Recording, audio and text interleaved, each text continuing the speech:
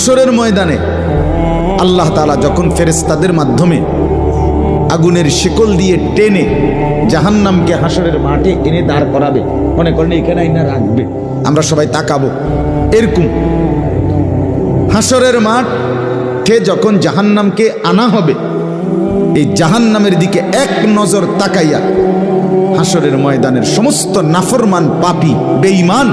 আবারও বলবে আল্লাহর কাছে, রব্বানা আখিরনা ইলা আজালিন করিব, আল্লাহ একটু সময়ের জন্য দুনিয়াটা আবার ফেরত দেন, হায়াত আবার ফেরত,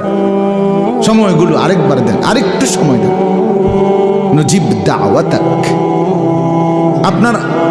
আপনার সব কথা তখন মেনে নেব, অনাত্তাবিউর রসুল, আপনার রসুলদের আনুগত্য করব। আল্লাহ বলবেন না, না বান্দা, এখান থেকে কাউকে আর ফেরত দেব